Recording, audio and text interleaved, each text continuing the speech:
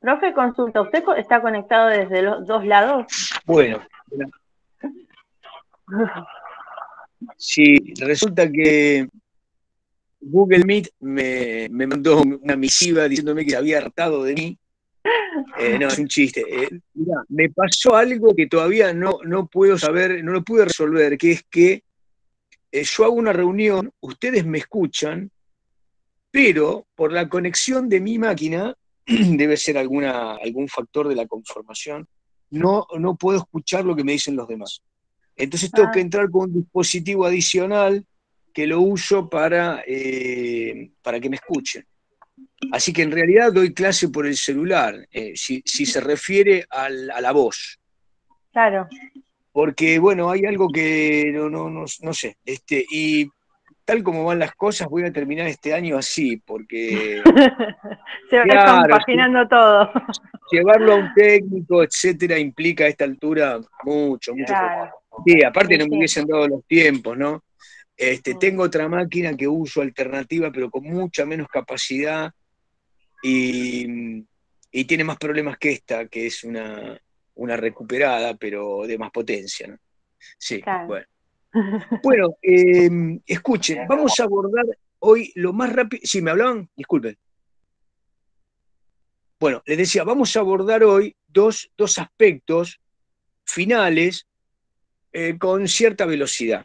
Eh, no sé si alguno llegó a leer el materialito chiquito que les mandé de Don Klimovsky. ¿Vieron esa síntesis de 10 páginas que yo les ponderé? Eh, ¿No? ¿Alguien lo leyó? ¿Nadie? Bueno, eh, vamos a tratar de decirlo sencillo, lo más sencillo que se pueda. La epistemología, entonces, es una disciplina de raigambre filosófica, pero que se ha convertido en la ciencia de las ciencias. Y me permite reconocer los procesos a través de los cuales una disciplina, en este caso la historia, vamos a circunscribirnos a la historia, produce un descubrimiento. Dicho así en la historia suena raro, ¿no? Produce un descubrimiento. Eh, presenta una nueva óptica. Esto ya tiene más color, ¿no? Construye un nuevo sujeto, delinea un nuevo horizonte, plantea un escenario distinto para determinado periodo. Bueno, ¿cuándo hace esto el historiador y por qué? ¿Pertenece a una escuela? ¿Es un trabajo personal? Bien, sobre ese fenómeno histórico se posicionan distintas teorías en relación al hecho, o al proceso, o al enigma. ¿Eh?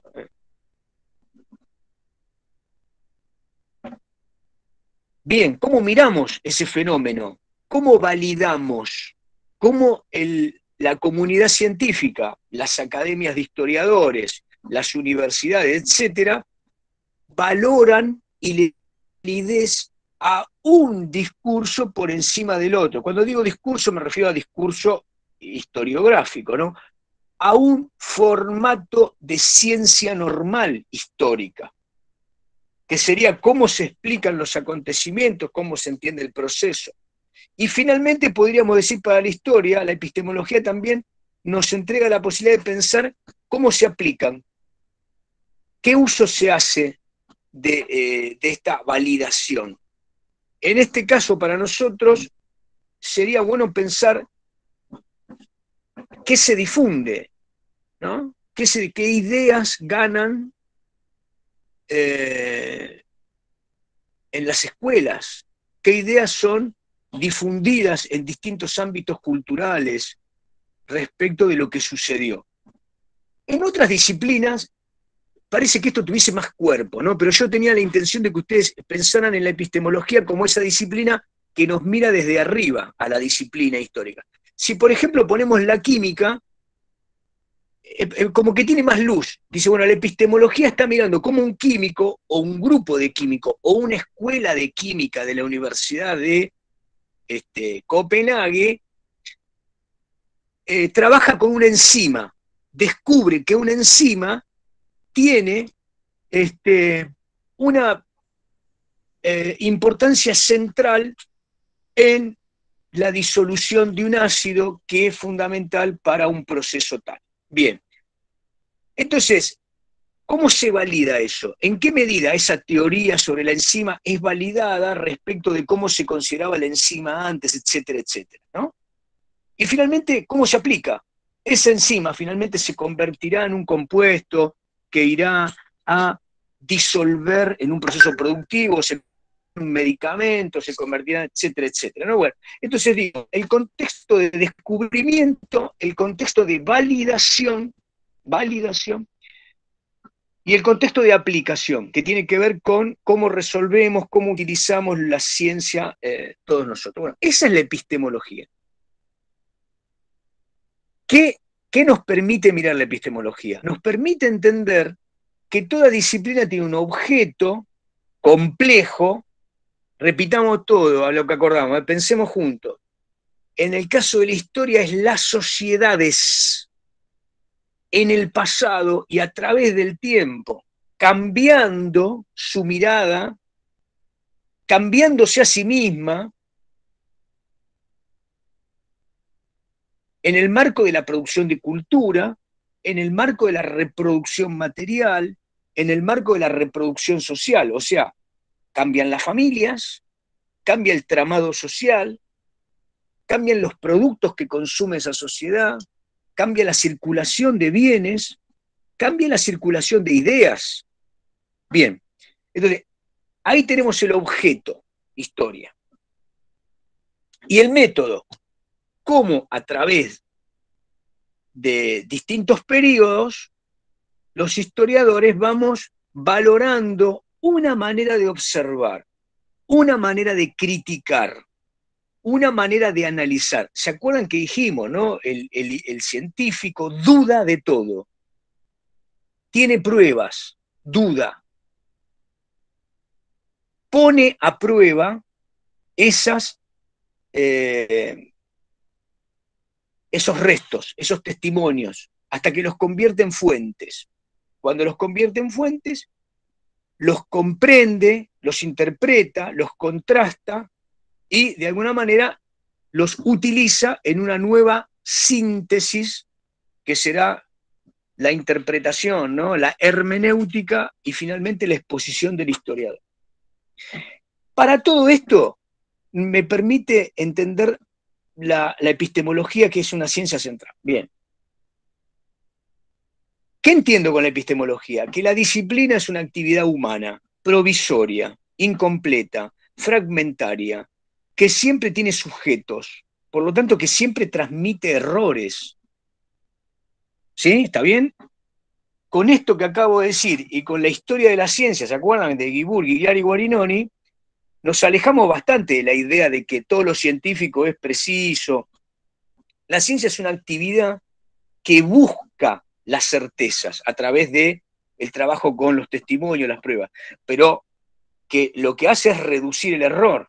Esto es una idea muy importante, ¿no? Bien, dicho todo esto, tengo ciencia, tengo epistemología, estudia a las ciencias. La epistemología también me permite pensar que distintos grupos de ciencias tienen distintas naturalezas. Esas naturalezas le permiten abordar su objeto de una manera emparentándose.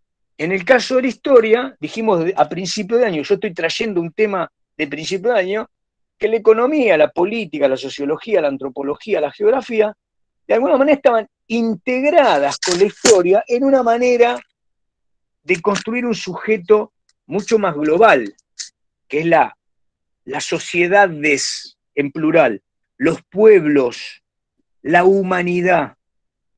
Cuando yo digo Occidente, la naturaleza humana, cuando digo la cultura, cuando digo la evolución, estoy hablando siempre de territorios en los que viven, estoy hablando siempre de producción de esa sociedad, estoy hablando siempre del poder que surge en esa sociedad, estoy hablando siempre de grupos que interactúan, estoy hablando siempre de evolución, tanto de ese grupo humano en términos culturales, como de la relación de ese grupo con el resto de otras culturas. Bien, sabemos entonces que tenemos que retomar el tema de las ciencias sociales. La pregunta original de principio de año era, ¿qué grado, se acuerdan, qué grado de certeza puede arrojar los estudios de ciencias sociales? La clase pasada dijimos no ley. No estamos en condiciones de que nuestras disciplinas emitan leyes. Pero bien, paremos por acá ahora. Sabemos que están las ciencias naturales, las ciencias lógico-formales, y que hay una gran cantidad de otros grupos que han nacido, cercanos. Hablamos de las ciencias jurídicas, de las ciencias económicas, vieron, de las ciencias de la comunicación, de las ciencias de la educación, ¿no? Bueno, hagamos punto acá. La pregunta, mejor dicho, la pregunta que les voy a hacer ahora tiene que ver con otro aspecto, que forma parte de nuestro plan, que le tenemos que dar un lugarcito en nuestra lectura y en nuestro análisis. ¿Cómo transmitimos los conocimientos? Nosotros ya hablamos de conocimiento, ¿no? El conocimiento es como una unidad mínima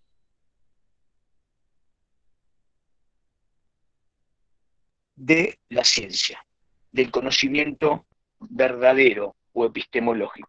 Bueno, la pregunta que les hago es, ¿cómo se transmite la ciencia?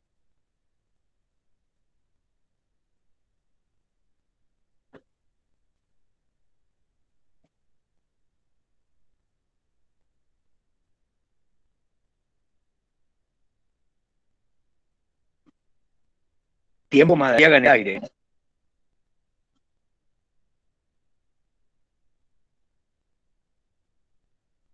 Divulgación, sí. Digamos, eviten esto, divulgación, difusión, propalación. Ya sabemos, es una acción. Cuando yo les pregunto, les voy a preguntar con más precisión, ¿cuál es nuestro vehículo? ¿Cuál es nuestro artefacto de divulgación, de difusión, de transmisión de la ciencia? La cultura propiamente dicha, sería lo que sería la cultura. La cultura es algo tan genérico que en él cabe todo lo dicho y expresado y manifestado, y pensado, imaginado y soñado. La inteligencia. Escuchen, no los libros, no la inteligencia. Un vehículo, un artefacto. Sí, los artículos científicos, sí, Marcela. ¿Cómo se escriben los artículos? Por ejemplo, yo digo, Juan se va acercando, la lengua. Yo digo, escuchen, oh historia, bella historia, que me has hecho pasar estos gratos momentos con los estudiantes. Oh bella historia, que me has dado momentos de placer con don Intrieri y doña Ruth González. ¿Cómo extrañaré historia el paso de ti por mi cerebro? ¿Qué es eso? Es lengua, es cultura, es transmisión, ¿pero de qué? ¿De conocimiento? ¿Pero qué estoy haciendo yo? ¿Qué estoy haciendo recién? No fue un chiste, lo quise hacer irónico, pero ¿qué estuve haciendo? Sí, expresiones, pero ¿de qué tipo? Poesía. Claro, cualquiera me echa de un salón de historia, me echa, me despide. Me dice, señor, escuche, ahí está, Marcela, muy bien. El vocabulario, dice Marcela, técnico, histórico, técnico científico. Parémonos ahí. Yo les pregunto a ustedes, Si yo digo, oh historia, bella historia, que me has traído el sentir de don Julio César. Sí, bueno, miren este muchacho, escribe estos sonetos, qué sé yo. Bueno, que vaya a escribir. Estamos en una clase de historia. El lenguaje que he acabado de expresar no transmite ninguna verdad. Lo que transmite es una sensación expresiva que puede ser abúlica, puede ser tormentosa, puede ser alegre, puede ser auspiciante, puede ser apologética, puede ser detractora, pero que nunca será tomada como un lenguaje científico. Muy bien, si yo tengo que expresar mis pasiones, mis alegrías, mis temores, mi ira, puedo escribir un poema. Pero seguramente yo no puedo transmitir la certeza histórica a través de un lenguaje poético. ¿Por qué razón? Porque cuando yo digo, oh, historia, bella historia, ¿qué estoy diciendo con bella? Bien, Nico dice, es técnico racional. Paremos un cachito ahí. Escuchen, paremos un cachito ahí. Hablemos de la lengua. Del lenguaje. Vamos a ponerle un término acá. Encontramos el tema. Hoy tenemos que hablar del lenguaje. Lenguaje y verdad. Lenguaje y verdad. Si yo les tengo que decir a ustedes que esta lapicera que tengo en mi mano, entre mis dedos, es un objeto de madera que dentro tiene tinta, ustedes me van a decir, no, profesor, tiene todo el aspecto de ser una lapicera, un bolígrafo, de plástico. Y yo les digo, no, es de madera. Lo que estoy transmitiendo es una información. La lapicera o es de plástico o es de madera. Y esto es medible, lo podemos dirimir. Si Rosas, Juan Manuel de Rosas, fue gobernador plenipotenciario de la provincia de Buenos Aires y qué sé yo, una cantidad de datos más, ¿están en los documentos o no están? Ahora, si Rosas era un hermoso varón, representante de la etnia hispano-criolla, listo, poesía. ¿Cuál es la diferencia? El lenguaje debe transmitir verdad. ¿Están de acuerdo con esto? El lenguaje, para algunas funciones, transmite sentimientos, expresa la ira, el temor, la alegría. Bueno, muy bien. Ese tipo de lenguaje no es un lenguaje informativo y por lo tanto no forma parte del lenguaje que utiliza la ciencia para transmitir sus recorridos. Es decir, cuando escribimos ciencia, los adjetivos están siempre depositados y en relación con una descripción que es certera, que expresa lo que tiene el objeto, que dice lo que ocurrió. Muy bien. Si yo les digo a ustedes, escuchen bien lo que les digo, estudien para el final, porque si no, ¿no? Estudien. ¿Qué les estoy diciendo? ¿Qué estoy haciendo con el lenguaje en este momento?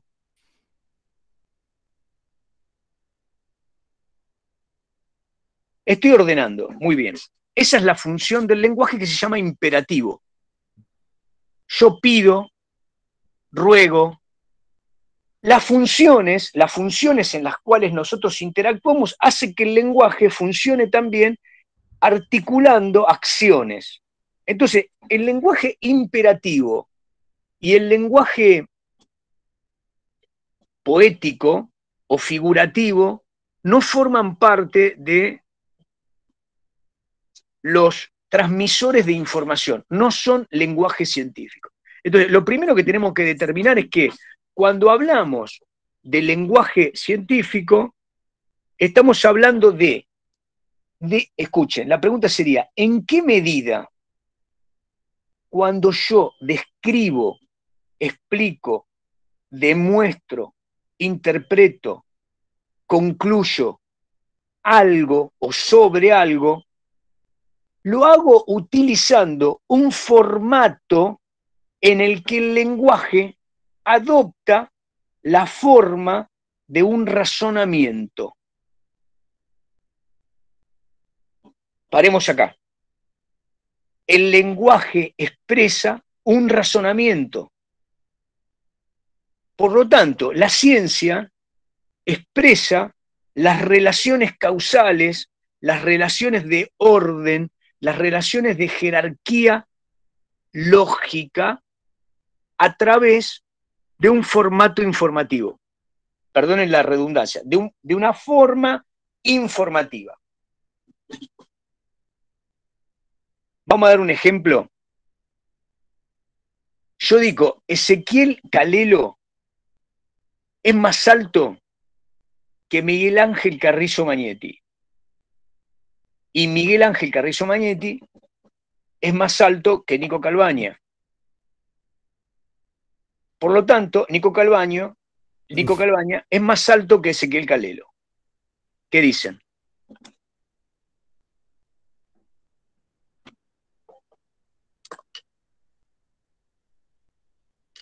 Que necesito unos anteojos nuevos, profe, desde ya.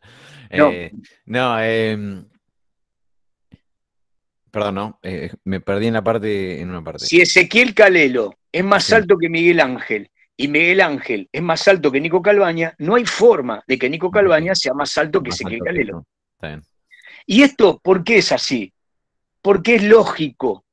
¿Qué digo cuando algo es lógico? Que expresa un formato de un razonamiento, ¿sí?, incorrecto. Nosotros decimos es ilógico, pero lo que vamos a decir ahora es inválido. Vamos a otro ejemplo. Miren, voy a terminar la clase porque estoy contento y porque estoy triste. Inmediatamente ustedes me dicen, profe, vaya al médico. Yo puedo decirles a ustedes que voy a salir de la clase y que terminemos ahora porque estoy contento y a la vez triste. Ustedes me van a decir, profe, es ilógico, porque es contradictorio. ¿Está bien? Vamos a otra. Yo les digo, miren, esta clase es interesante y es interesante. ¿No? Esta clase es interesante porque es interesante. Y ustedes dicen, profe, ya lo dijo, es ilógico. ¿Por qué? Porque es redundante. Por lo tanto, lo que les quiero decir con esto es que nosotros expresamos relaciones de causalidad, de orden jerárquico de las ideas, con un formato de razonamiento. Razonamos automáticamente en orden de jerarquía ascendente o descendente, del tercero excluido, de contradicción, de redundancia, ¿sí? Y todas estas operaciones del pensamiento se traducen en el lenguaje informativo, se traducen en nuestro lenguaje. Les voy a dar un ejemplo, que es un poquito más complicado. Supongamos que yo les diga esto. En la Argentina hubo en los años 80 un periodista llamado Jorge Lanata. Trabajaba en Radio Belgrano y fundó el diario Página 12, después de haber sido periodista en varios medios escritos y en varios programas como columnista. Después de fundar Página 12, se hizo famoso por coordinar a grandes periodistas de décadas anteriores, y Página 12 se convirtió en el medio que por excelencia difundió la corrupción menemista. Punto aparte. Todo eso que acabo de decir es una proposición. ¿Sí? Esa proposición está formada por otras proposiciones. ¿Qué es una proposición? Una unidad mínima de sentido. Yo informo algo. Digo, página 2, Jorge Lanata es un periodista argentino, eso es una proposición. ¿Está bien? Bueno, si en el renglón seguido yo digo, Jorge Lanata es un periodista paraguayo, ustedes me dicen, ¿tiene doble nacionalidad? Si yo digo, Jorge Lanata es un periodista argentino y paraguayo, o si yo digo, Jorge Lanata es un periodista y no es un periodista, ¿entienden? Claramente es una contradicción. Pero ¿qué pasa cuando de toda esta proposición que yo les hice hasta acá, sigo? Pasados los años 90, Jorge Lanata funda otros medios, se hace muy famoso por programas televisivos, donde sigue denunciando al menemismo y posteriormente a la Alianza. Sin embargo, a partir de la asunción del gobierno kirchnerista, Jorge Lanata comienza a tener problemas entre quienes financiaban sus programas televisivos y debe salir del aire y deja los medios gráficos para irse un tiempo fuera del país. ¿Está bien? Punto, segunda proposición. Tercera, por lo dicho antes, un periodista anti-kirchnerista.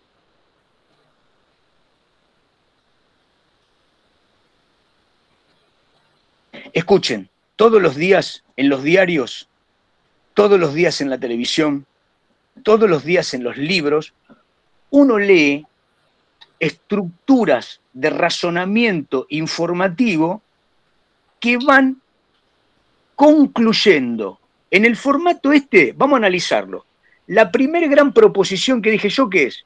Jorge Lanata es un periodista, ¿sí? Funda medios y denuncia al menemismo. Segunda, se hace famoso en la televisión, sigue denunciando desde la televisión al menemismo y al gobierno de la Alianza. Y cuando llega el kirchnerismo, tiene problemas de financiamiento, sale del aire, se va de los medios. Como conclusión, digo, Jorge Lanata es antikirchnerista. ¿Qué dicen?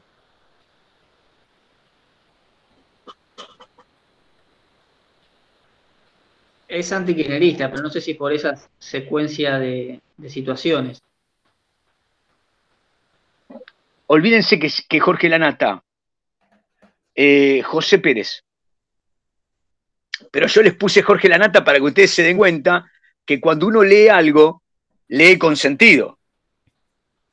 Claro, pero... Les voy a decir, la conclusión, ¿surge de las premisas? No. Bien. ¿Qué es un razonamiento? Un razonamiento es una estructura en la cual el lenguaje, por lo menos, me otorga una premisa o más, y de la cual yo obtengo una conclusión. Esa conclusión debe surgir de las premisas.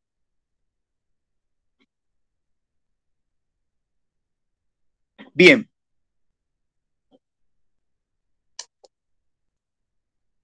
¿Algo para decir? ¿No se entiende? No, está claro que digamos que en este caso la conclusión no se llega a esa conclusión por las premisas, sino por Pónganme un ejemplo, otro método. pónganme un ejemplo ustedes de razonamiento.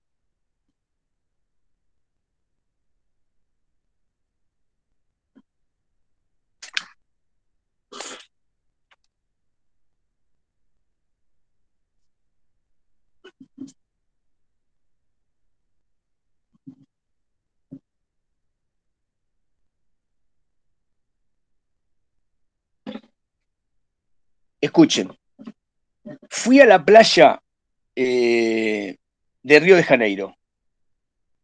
Todos los brasileños que vi en la playa jugaban al fútbol en pie y eran muy habilidosos. A mi barrio se mudó Jairzinho, un jovencito brasileño. Lo vi con una pelota y descalzo sobre la acera de mi calle. Creo que debe ser muy habilidoso.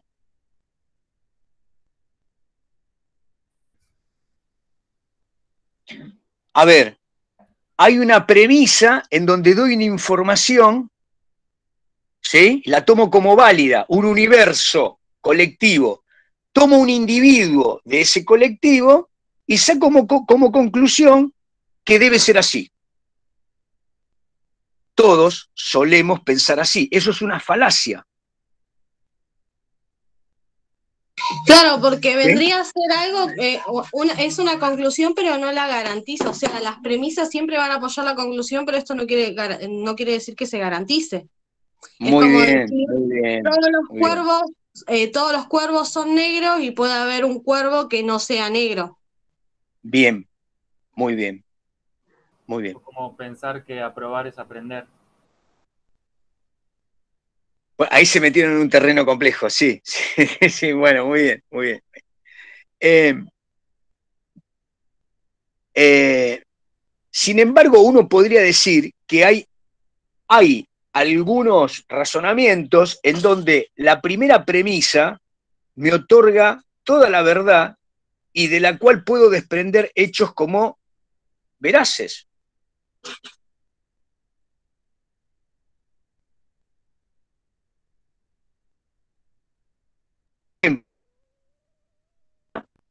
Tienen de sus provincias la provincia de Buenos Aires, ¿sí?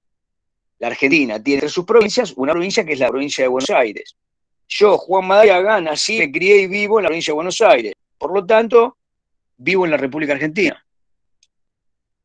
¿Hay posibilidad de que eso no sea verdadero? Bueno, ese razonamiento es deductivo. ¿Está bien? Deductivo.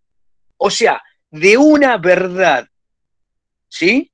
Obtengo por deducción, por inferencia, una verdad menor, particular en este caso. Cuando llevamos a cabo, como en el caso anterior, un razonamiento inductivo, lo que sucede es que siempre nos quedamos con la sensación de que hay probabilidad, ¿no? Hay probabilidad de que esto sea así. Ese es un razonamiento inductivo. Reitero, vamos de nuevo. El lenguaje informativo es el lenguaje científico. No podemos usar lenguaje imperativo, no podemos usar lenguaje estético, poético, etc. Expresivo. Muy bien. Lenguaje informativo. El lenguaje vehiculiza, transfiere la veracidad de las ideas. O sea que el formato de nuestras ideas se traduce en un formato de lenguaje y en un formato, obviamente, de proposición escrita. Por lo tanto, lo que estamos haciendo ahora se llama lógica proposicional, el análisis de las proposiciones, que son las unidades mínimas de sentido. Los razonamientos son las estructuras lógicas que transmiten veracidad o verdad. ¿Sí? Vamos con otro formato.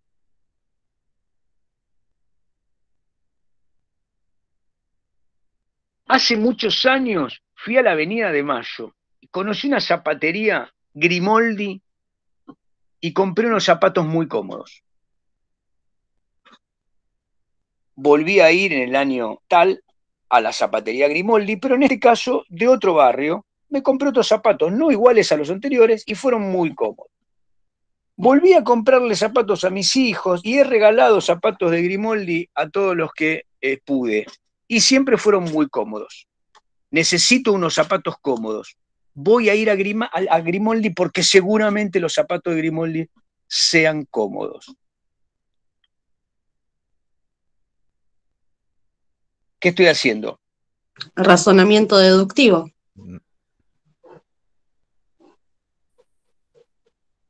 No, no tomo, no es Grimoldi,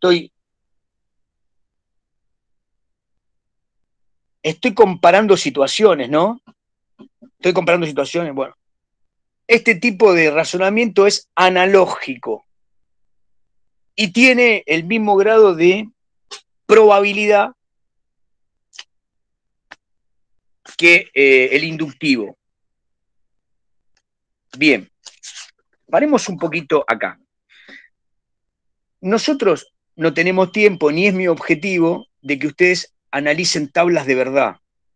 La tabla de verdad es bastante complejo y en realidad es un método para analizar las estructuras lógicas. Ahora, ahí surge el modo poner todo. Sí, Miguel Ángel, no se te escuchó bien.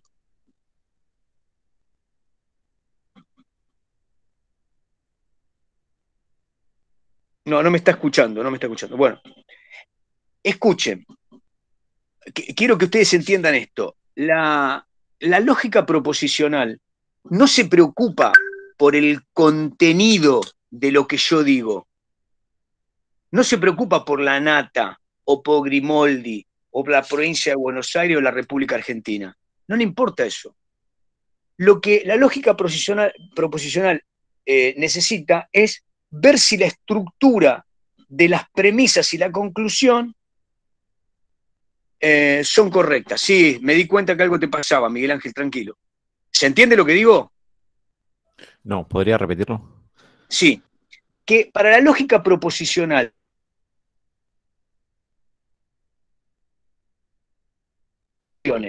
sino que interesa el formato de lo que digo, la estructura de relación entre las premisas y la conclusión. Les doy un ejemplo.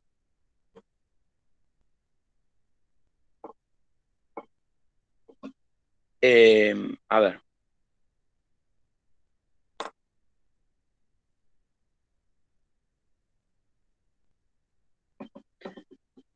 Déjenme pensar algo que tenga sentido, ¿no?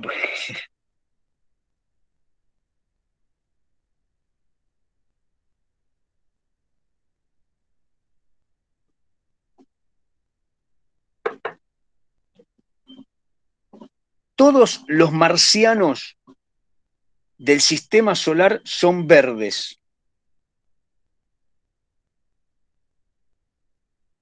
En el partido de Carlos Pellegrini, en la provincia de Buenos Aires, han encontrado un plato volador que ha caído a tierra y han hallado un marciano. Seguramente el marciano es verde.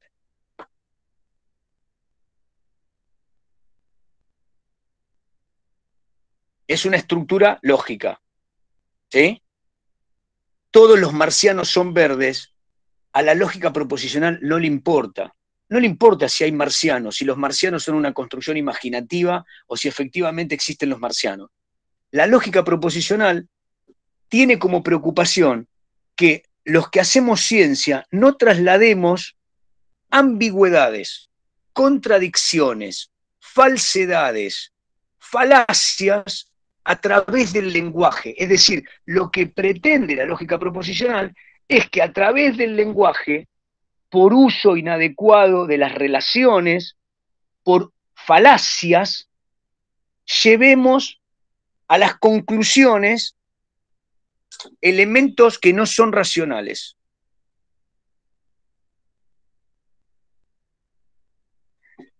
Ustedes habitualmente en una discusión utilizan la falacia ad hominem, ¿no? ¿Saben de qué hablo?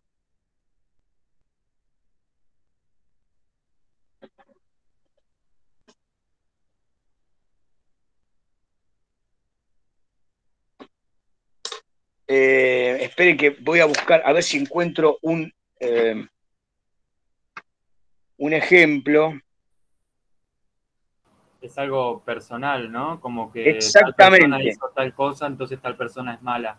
Exactamente. Por ejemplo, tomemos el caso el caso de, el primer caso que di, no sirve para esto. ¿Vieron el primer caso que yo dije que era una falacia? Si yo digo que la nata es antikirchnerista, y lo primero que dijo Fabricio es, bueno, la nata es antikirchnerista. Lo que pasó ahí es que tomo como verdad la conclusión sin ver si esa verdad surge de las premisas. ¿Surgía de las premisas que la nata era antikirchnerista? No, no surgía de las premisas. Decía que la nata había estado en un canal, que había estado en un periódico. ¿Entienden? Cuando yo le adjudico a la persona una característica esencial que la hace buena, mala o portadora de algún efecto determinado.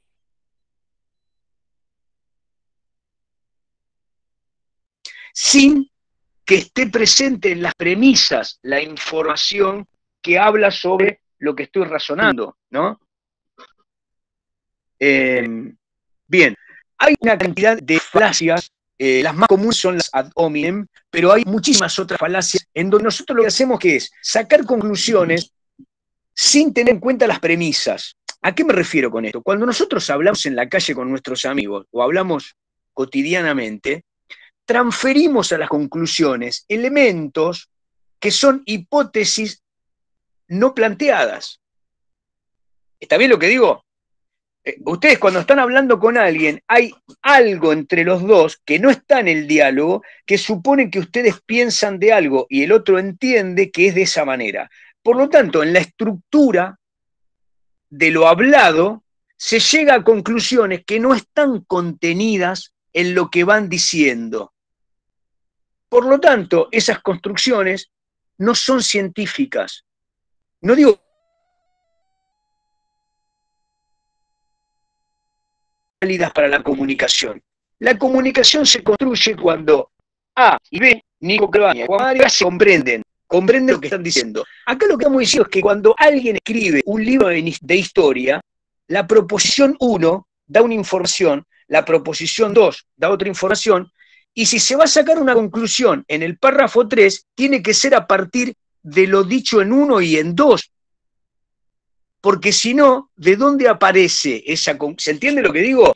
Por lo tanto, es muy importante para nosotros pensar en la necesidad de que el lenguaje que ustedes están incorporando a través de los textos que leen, que son textos científicos, y los que ustedes van a escribir como artículos, ponencias, la tesis y demás, tienen que estar construidos sobre la base de que lo que dicen no solo tiene que referir a algo que describieron claramente, sino que no pueden sacar conclusiones de lo no dicho, y mucho menos sacar conclusiones que contradicen lo dicho antes.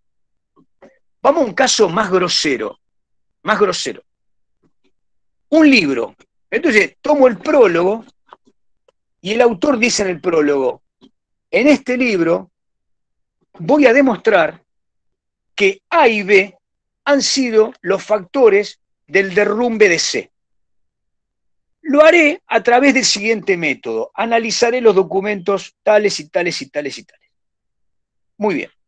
Entonces, lo que me está diciendo en el prólogo el autor es qué objeto tiene ese texto, cuál es su tesis y cómo va a desarrollar la demostración que hizo que él obtenga una conclusión sobre que A y B fueron factores en el derrumbe de C. Cuando ustedes van al desarrollo, lo que se encuentran es que el niato sigue otro camino. Él quiere decir que A y B son malos y que son factores, finalmente dice que C se derrumbó y termina felizmente el libro. ¿Qué digo yo del libro? Que el autor es un chanta.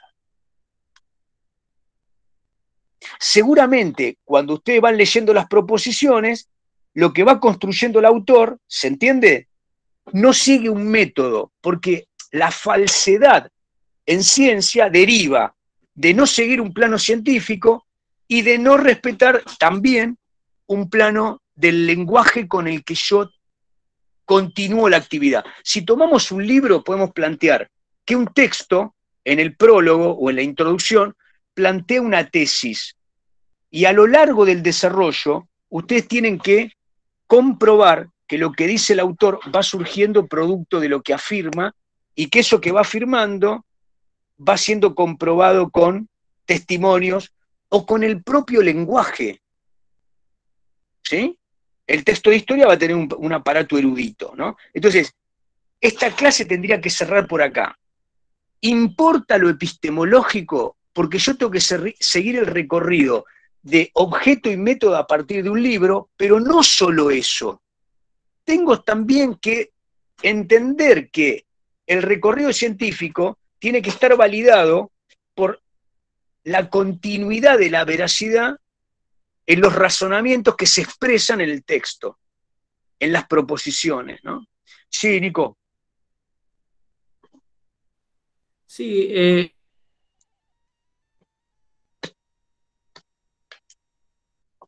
lo que usted está mencionando de historia, que no hacen bien las conexiones entre los sucesos que están analizando y llegan a conclusiones que están bastante tiradas de los pelos, más que nada desde lo pasional o lo intencional.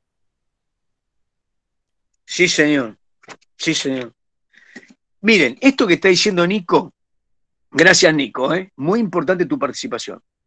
¿Cómo hacen ustedes después de INTA para descubrir si un libro es de historia o si lo está escribiendo alguien que tenía ganas de escribir sobre un texto y lo llama historia? Bueno, esto que está diciendo Nico. Los elementos que nosotros hemos repasado en INTA, básicamente esto de epistemología y lógica, nos tienen que permitir iniciarnos, porque no es que con esto vamos, ¿no?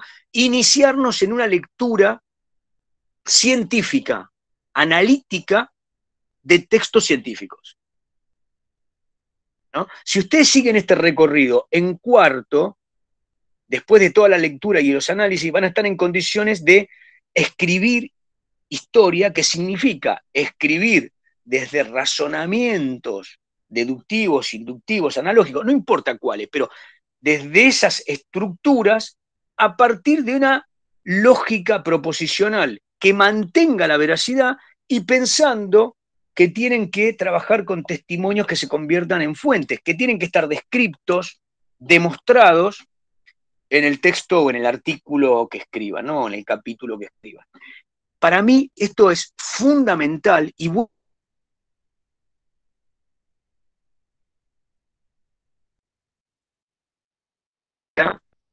la certeza de que se han introducido en un formato de escritura, en un formato de lectura, que tiene que tener reglas lógicas y reglas epistemológicas.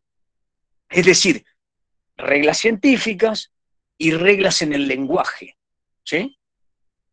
Bien. Ustedes van a encontrar de lógica no mucho.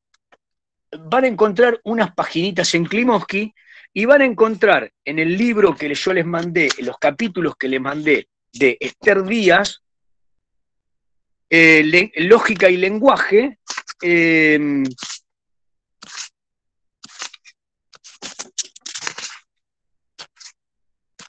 6 o 7 páginas que razonablemente bien leídas nos permiten hacer una introducción a la lógica proposicional. No más que esto, ¿entienden? Entender que cuando nosotros vamos estableciendo una conclusión, lo hacemos a partir de premisas. Bien, esto es una parte de la clase de hoy. Hagamos un punto aparte. Antes de hacerlo me dicen dudas.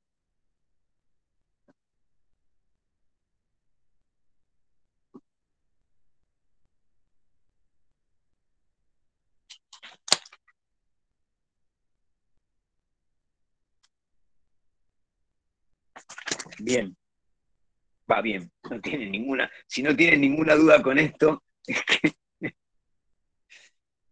en general me pasa en todos los exámenes, ya les estoy adelantando algo, en todos los exámenes, bueno, ustedes están, yo estoy con otro profe, ¿no? Entonces ustedes dan su tema, charlamos cordialmente, ¿no? Y en un momento dado, bueno, hay que hacer algunas preguntas. En general, nadie elige epistemología y lógica. Todo el mundo me habla de la historia, de la ciencia. No. Entonces, ¿qué hace Juan Madria? Les pregunto sobre epistemología y lógica. ¿Y qué le pasa a los estudiantes? Los complica. Escuchen, un minuto le dedico a esto nada más. No es tan difícil esto que les estoy diciendo. Miren, nosotros trabajamos con una disciplina que la vamos a hacer nuestra materia de trabajo. Nuestra materia de trabajo es la historia. ¿Por qué vías? ¿Cuáles son las vías a través de las cuales nosotros vamos a trabajar con la historia? El habla, el lenguaje verbal y nuestra escritura. Vamos a escribir consignas, vamos a escribir planes, vamos a escribir informes. Una parte de la expertise del docente es hablar correctamente y escribir correctamente. Pero en este caso, no me estoy refiriendo solo a lo pedagógico, a la estética, a lo florido, a lo propio del lenguaje. Me estoy refiriendo a la corrección lógica. Es decir, yo no puedo decir llueve y no llueve. No puedo decir esto es blanco y negro. Sin embargo, si bien solemos no cometer este error, no decimos al inicio de la clase, soy Juan y soy Juan, no decimos esto. Pero solemos a lo largo de la clase o a lo largo de un trimestre cometer este tipo de contradicciones, en muchos casos. Y solemos transferir en el lenguaje una cantidad de errores ¿saben por qué? Porque los docentes nos acostumbramos a que, digamos que nuestra expertise no es la precisión. Y yo quiero corregirlos en esto. Sí, nuestra expertise es la precisión. No es que la historia es una cuestión de memorizar y más o menos y que los estudiantes lean y se expresen correctamente. No, no. Los análisis, los pensamientos, pensar históricamente implica expresarse correctamente, con propiedad, sin contradicción, sin falacias, sin ambigüedades, sin redundancia. Y esto, permítanme, me tomé este minuto, ocurre, y ocurre demasiado, pero muy demasiado. Esto es lo que ha llevado también a que los profesores de historia tengamos como una pátina, ¿vieron? Los profesores de historia tenemos una pátina de que nuestro trabajo tiene como toda una esfera donde de acuerdo con qué profesor hablé la cosa va por acá o va por allá. Y la verdad que está mal. Está mal. Pero bueno, muy bien. Entonces, les doy de nuevo 2 o 3 reglas. Como los docentes trabajamos con el habla y escribimos, es necesario no transferir en el vehículo de la expresión de las ideas errores, falacias, que serían conclusiones no contenidas en las premisas, ambiguas, contradictorias. Y del mismo modo, pensar en general que nuestro trabajo tiene que repetir, acompañar un proceso, no les digo de carácter epistemológico, pero sí que los objetivos se respeten en términos de desarrollo y que las conclusiones recuperen los objetivos planteados, ¿no? Como si fuese una hipótesis. Tomando esto, ustedes ya pueden fundamentar por qué la lógica. La lógica porque no hacemos poesía, porque no damos órdenes y porque la verdad en un texto de historia se transmite con lenguaje informativo. ¿Entienden? Y después, en el tema de el lenguaje y los razonamientos, ahí tiene un poquito de complejidad la lectura, pero no es tanta. Y en el caso de epistemología creo que bueno, realmente creo que en ese caso no es para nada complejo. Bueno, muy bien. Vamos a tratar de cerrar lo más claramente posible el último tema, ¿no? La pregunta acerca de cuáles fueron las corrientes epistemológicas sobre las ciencias sociales. Entonces, yo les mandé un trabajito que les figura escrito por Salmón, Filosofía de las Ciencias Sociales.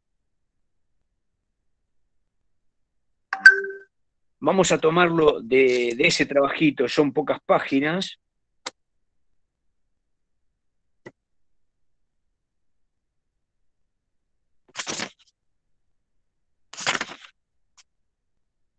Pero espero que se me entienda lo que les voy a explicar ahora.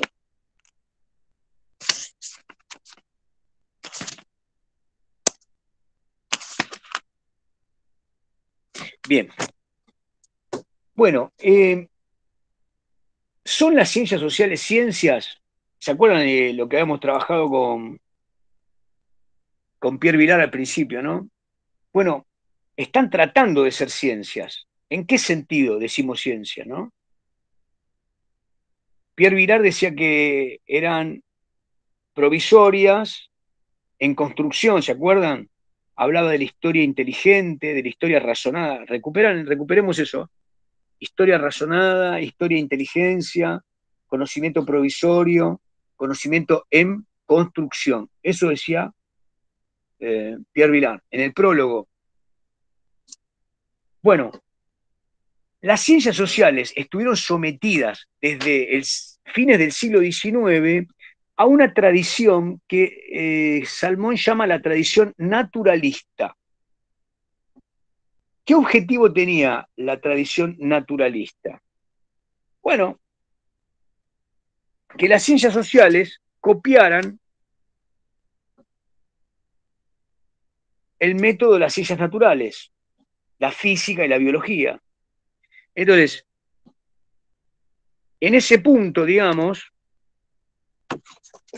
dice Salmón que tanto John Stuart Mill fue un gran filósofo, fue el primero que lo planteó, pero después hubo otros.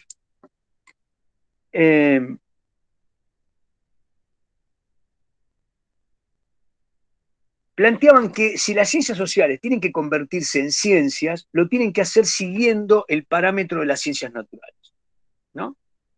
¿Y cómo sería esto? ¿Se acuerdan de que hayamos estudiado una corriente que pretendía esto?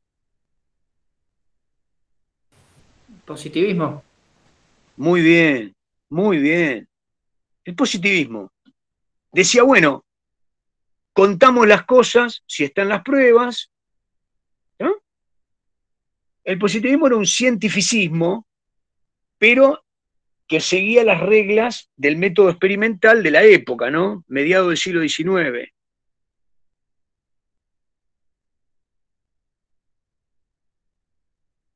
En general, los naturalistas lo que decían es lo siguiente. Supongan que la principal impugnación que yo le podría decir a alguien es esta. Miren, yo supongan que les digo, ¿por qué razón las ciencias sociales son distintas que las ciencias naturales? Entonces, ¿qué se les ocurre ahí? A ver, ¿por qué razón? ¿Cuál es el fundamento para decirle a John Stuart Mill o a Comte o a los neopositivistas del siglo XX? ¿Por qué razón decirles no? No hay forma de que las ciencias sociales sigan el camino de las ciencias naturales.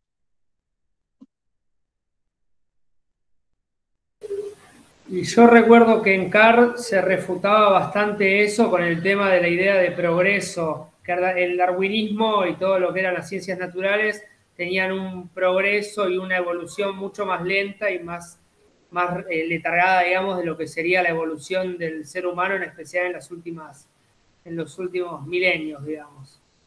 Esa era la crítica, creo que fundamental que hacía Carr respecto. Así, vos, Fabricio, lo ponés en que hay dos líneas de evolución, la evolución natural y la evolución cultural, son distintas. Sí, igual en ese sentido Carr también hacía una queja a las ciencias naturales diciendo que, bueno, que en parte los humanos son todos distintos, pero los animales son todos distintos. O sea, era tipo una refutación de lo que era la desacreditación de la historia como ciencia.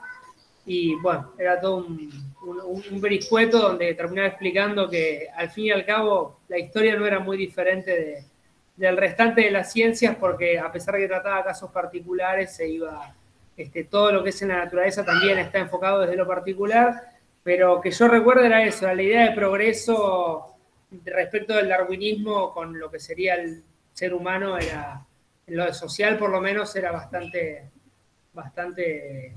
disparejo, digamos.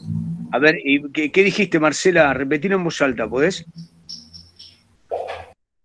Bueno, Marcela escribió que o me lo dijo, no sé por dónde, pero que uno podría decirle a los naturalistas que las ciencias sociales no pueden seguir a las naturales, sí, ahí te entendí, no pueden seguir a las naturales en su método, porque los fenómenos humanos tienen una naturaleza distinta. Parémonos ahí. Este es el punto. Los fenómenos surgidos del colectivo humano son distintos, tienen otra naturaleza. A ver, ¿cuál sería la naturaleza de los fenómenos humanos? Y yo diría en principio, hay muchísimos fenómenos que no se pueden medir. Bueno, lo que dice Nico es otra cosa, pero ahora lo tomamos, Nico. Son psicológicos. Parece ser que los sentimientos, las ideas, los tabúes, son los factores que determinan que un montón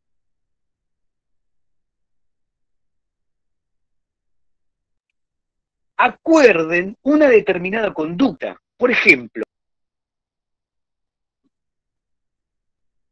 que los hombres del Polo Norte abandonen a sus ancianos cuando no tienen dientes y los despidan con sonrisa y los dejen en la nieve y todo el mundo esté contento, nos parece un abandono de persona en Occidente. Pero, ¿cómo medimos los elementos psicológicos? La tradición a lo largo de generaciones. No son animales, no son caribúes, no se comen entre ellos. Lo despiden con cariño, lo cuidaron, pero perdió todos sus dientes, y para ellos es el final, lo abandonan en la nieve, es el fin. Otras comunidades devoraban a sus enemigos y guardaban la calota craneana, porque creían que ahí anidaba la fuerza del otro enemigo, antropófagos.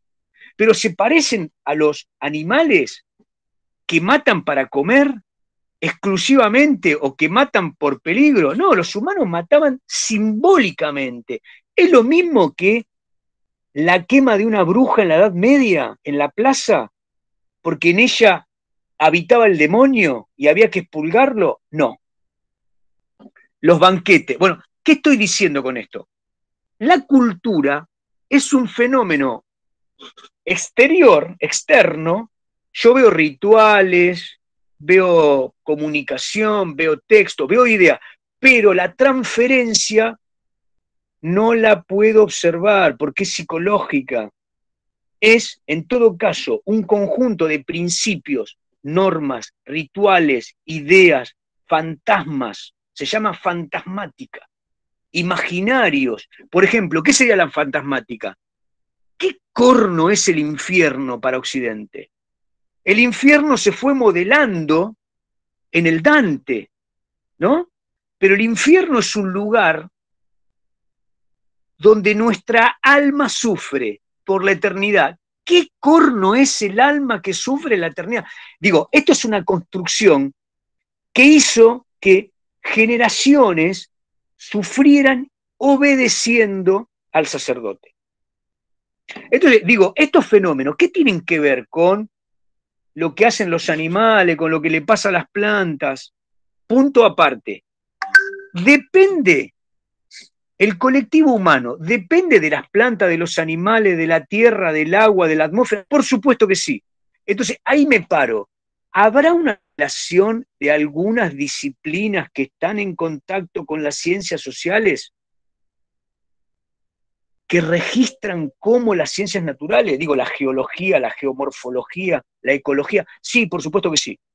Ahora, la historia, la antropología, la sociología, la economía, la politología o la política, ¿pueden tomar los fenómenos culturales como regulares? Regulares. El hombre siempre que pase A va a ser B, siempre que pase A va a ser B. No. Como dice Nico, depende de dónde esté el hombre. Hoy diríamos algo así: si viene un danés y vive 2 meses en Buenos Aires, muere el tipo, ¿no? Muere, ¿no? El tipo está acostumbrado a que le cumplan, ¿no? Va y compra, paga siempre con la misma plata. O sea, digo, lo estoy diciendo como una chanza, pero lo estoy diciendo en serio. Distintas latitudes hacen que uno no pudiese vivir en esa cultura. Por lo tanto, uno le podría decir a la tradición naturalista: es imposible que midamos, que observemos, que analicemos los fenómenos humanos, porque los fenómenos humanos son fenómenos culturales. Esto quiere decir psicológicos, sociológicos, interpersonales, intergeneracionales, ¿no? Cognitivos, emocionales, etc. No hay forma. Bien, muy bien. Bien, por lo tanto, lo que nos dice don Salmón es que surgió una corriente que se llamó interpretativismo, que tuvo algunos filósofos que la defendieron al principio con mucho ahínco, como Collingwood, ¿no? Que estaba en el polo opuesto. Decía: los fenómenos sociales son fenómenos que no necesitan ser medidos, hay que interpretarlos, ¿no? Bueno, otro fue Peter Winch, y ahora últimamente Clifford Geertz, un antropólogo muy interesante. Bien, este interpretativismo es el polo opuesto a la tradición naturalista. Porque lo que vemos con el interpretativismo es que, de cualquier modo, cuando hacemos historia y hacemos geografía, hay cosas que sí son medibles y que están siempre en el mismo lugar y que son regulares y que forman parte de la vida del colectivo humano. Bien. Finalmente, en el siglo XX, una cantidad de filósofos alemanes que se escaparon de Hitler y fueron a fundar una escuela en los Estados Unidos, Adorno, Marcuse, Horkheimer,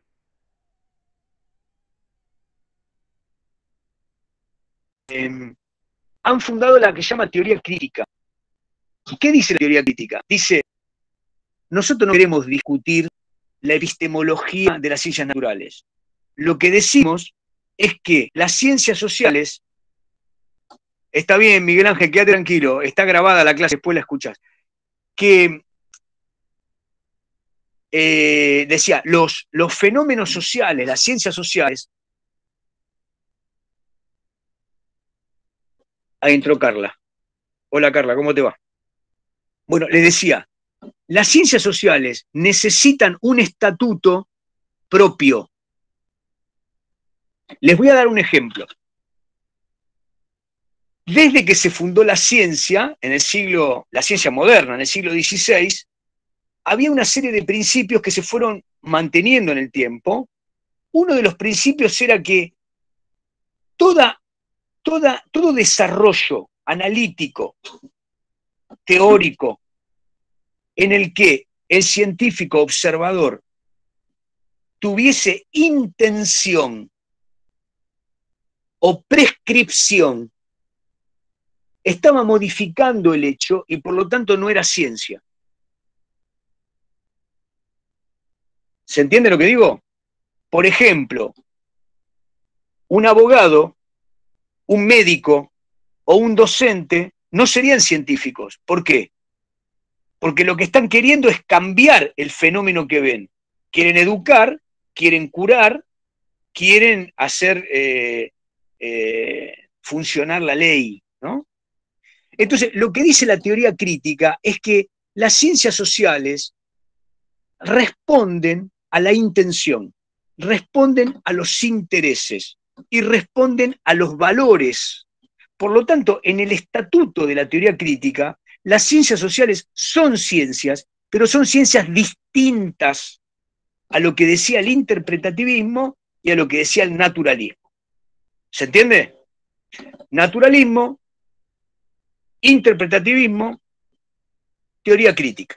Y por último, y con esto cerramos la clase de hoy y también los temas, aunque queda mucho, pero bueno, algún punto final le tenemos que poner, está lo que se llama el escepticismo nomotético. Escepticismo nomotético o escepticismo nomológico. ¿Qué quiere decir escepticismo? No creo. Nomotético, ¿qué sería? Nomo ley, ¿no? Nomológico sería estudio de la ley. Entonces, los escépticos nomotéticos lo que dicen es las ciencias sociales nunca pueden ser ciencias, las llaman estudios. No creen que la naturaleza humana permita hacer estudios sistemáticos arrojando conclusiones que permitan establecer conclusiones tales como los que obtienen las otras disciplinas, química, física, astronomía, etcétera, etcétera. Pero eso ¿no? porque Las se otras. basan en la precisión, por lo que dice en el texto. La predicción de lo que va a venir o de lo que ya pasó y si puede volver a pasar a través de la precisión. Solamente es eso. De la naturaleza de la regularidad. Ok. Menos es regular. A ver si me explico. 2 siempre es 2. ¿Está bien? Digo, cuando uno habla de lógicas, de ciencias lógico-formales, cuando uno estudia lógica o estudia matemática, trigonometría o geometría, los triángulos no alteran su formato, no tienen emociones, son entes abstractos. Por lo tanto, no hay forma de que haya 2 resultados. En la naturaleza, las disciplinas que llamamos naturales encontraron en el método experimental la forma de trazar regularidades que han respondido a distintos paradigmas, ¿no? Digo, la forma del cosmos ha tenido un formato, siempre sabemos que fueron erróneos, pero han funcionado durante un tiempo, ¿verdad? La teoría de la transmisión genética, la teoría... Profesor, sí. una pregunta. Si estamos usando como parámetro que la exactitud de las respuestas, tampoco las ciencias naturales entrarían dentro de las ciencias. No, por eso no es, reitero, no es la precisión, sino que es el estudio de una regularidad. Un fenómeno es regular cuando me permite observarlo y establecer un marco con sistematicidad. No hay forma de probarlo de otra manera. En esto quiero decirles algo, igual no estamos sacándole punta al lápiz porque esto se complica un poco, pero de nuevo, esto es una introducción al pensamiento científico. Escuchen, en las ciencias económicas, en las ciencias políticas, en la sociología, existen una cantidad de teorías que utilizan también enfoques probabilísticos, utilizan la estadística y nos dicen que con tal grado de probabilidad los acontecimientos ocurren de tal o cual manera. Entonces, digo, ¿entienden? En todo esto que le estoy dando yo serían como los principios introductorios, ¿no? No es como dice Luis, no es la precisión, es la naturaleza de los objetos que estamos analizando. Y me perdí un poco con lo que decía Ezequiel. Repetí, Ezequiel, ¿cuál era tu planteo? No, porque había leído el texto muy por arriba y hablaba mucho sobre la precisión y la predicción, pero también mencionaba esto del sistema, Bien. de Bueno, lo algo regular. que dice Ezequiel está bien. Hay muchas disciplinas que son prescriptivas, que no solo estudian un fenómeno, sino que anticipan y dan orientaciones para lo que hay que hacer. Digo, las ciencias de la Tierra están prediciendo los movimientos sísmicos, ¿no? Están midiendo por distintos factores lo que puede llegar a pasar con mucha probabilidad, y los meteorólogos nos dicen salga a la calle de tal o cual manera con un grado de probabilidad, ¿no? Bien, las ciencias sociales, la verdad que no pueden prescribir. Sin embargo, con el paso del tiempo, a muchos antropólogos, sociólogos, se les empieza a preguntar cuál le parece que va a ser el formato de la sociedad futura en función de la desindustrialización, etcétera, etcétera. Bueno, esos escenarios no son científicos, son literarios, pero tienen un fundamento que cada vez más se le permite. Entonces, repito, tradición naturalista, quieren que las ciencias sociales copien a las naturales. Tradición interpretativista, dicen, las ciencias sociales son fenómenos culturales, no tienen nada que ver con la tradición naturalista. Teoría crítica, dice, las ciencias sociales son ciencias, pero tienen un formato en donde los valores, las normas, los intereses y las intenciones son válidas. Finalmente están los que plantean las disciplinas sociales nunca pueden ser ciencias, porque no podrán comprobar, como el resto de las ciencias, sus hipótesis, porque su propia naturaleza impide probar esos cambios, ¿no? La dinamicidad, la historicidad y la complejidad que tienen todos los fenómenos sociales hacen que esto sea imposible. Les voy a dar un ejemplo, y con esto cerramos este año. Díganme, ¿en qué momento de la acción social en la que ustedes intervienen dicen y hacen lo que piensan? ¿Sí? ¿Y en qué medida piensan que los otros piensan, dicen y hacen en consonancia? Cuando estamos borrachos no se me ocurre otra, porque después estamos todos... Los maté. No, fíjense, son 3 esferas. Nosotros hacemos práctica social. Bueno, hacemos prácticas sociales. Uno dice, vamos a estudiar las prácticas. La gente se encuentra, hay rituales. Comamos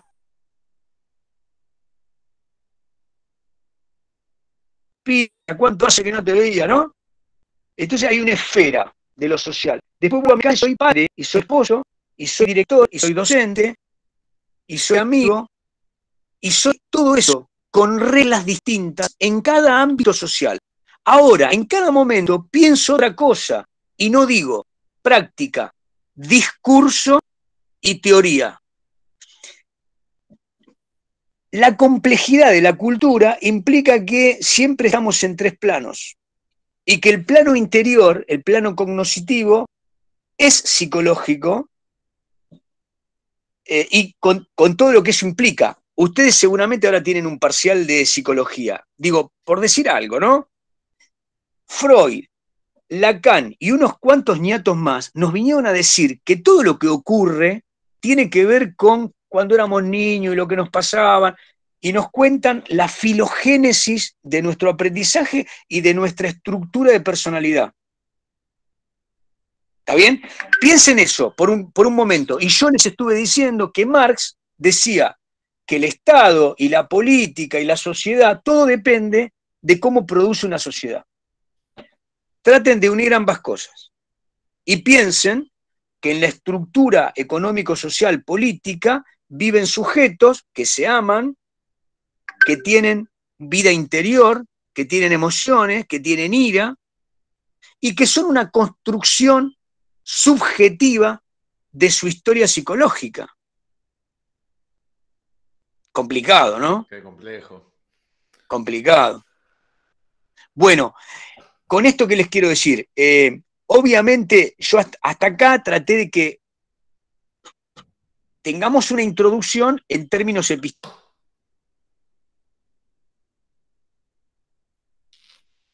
Nuestra materia, la historia, en clave de esto, pero con el paso de las materias ustedes van a ver que la cosa es bien complicada, y bueno, se trata de eso, de hacerlo más complicado, más interesante. Bueno, ¿algo para comentar o preguntar?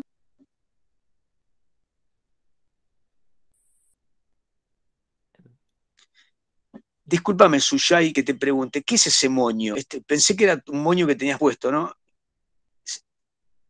Lo tenía en el pelo, profe, lo saqué y se lo puse en la botellita. Digo, es que lo tiene en el cuello esta chica. ¿Qué me preguntaron por el final? No. ¿Cómo va a ser el final? Preguntaron. Sí, bueno, si quieren lo charlamos. Les hago un pequeño aporte ahora, porque tengo que entrar con cuarto, y lo hablamos bien el miércoles que viene. Pero, a ver, en el final, ustedes tienen la obligación de trabajar todos los textos obligatorios, todos los temas que desarrollamos. Pero ustedes vienen a la mesa preparando un tema. Les sugiero que preparen un tema para exponerlo, al menos durante unos 10 minutos, un tema bien trabajado, no con un solo texto. Es decir, un tema que realmente que lo manejen, que les haya interesado. Es muy importante que se demuestren a ustedes mismos que son capaces de sostener una estructura argumentativa. Y también estudiar epistemología, ¿no, profe? Sí. Porque ya nos dijo que nos va a preguntar eso para que no nos pregunte. Y claro. Pero escuchen, yo generalmente trato de que el examen sea un diálogo cordial, que no puede superar unos 20, 25 minutos, que a veces puede ser más largo, el que está rindiendo se pone nervioso o porque estudió poco. ¿Entienden? Pero siempre intento que sea un diálogo que lo plantean ustedes, y en general yo no suelo llevarlos rápidamente a una pregunta para sacarlos de la cancha. Es decir, es un diálogo, vamos construyendo ese tema. Obviamente en algún momento pregunto alguna cosa. En general trato de que algunas estructuras, si ustedes hablan de un solo tema, bueno, por ahí les pregunto sobre otro, pero siempre trato de que sea un diálogo. En este sentido, ¿qué quiere decir que sea un diálogo? Que si ustedes se quedan callados porque no recuerdan, yo les voy a aportar ideas para que ustedes retomen. La idea no es que ustedes vengan como robot, es un diálogo el examen, ¿sí? Okay. Espero que sea así, generalmente trato de sostenerlo así. Y si no les va bien, como siempre hago, quedaremos en contacto y los ayudaré para que en la próxima les vaya bien. Bueno, gente, nos estamos viendo. El miércoles que viene traigan ahí, hagan el formato argumentativo. Bien. Nos vemos el miércoles que viene entonces. Gracias, profe. Gracias, profe. Chao. Hasta luego. Bien. Gracias, profe. Buena semana.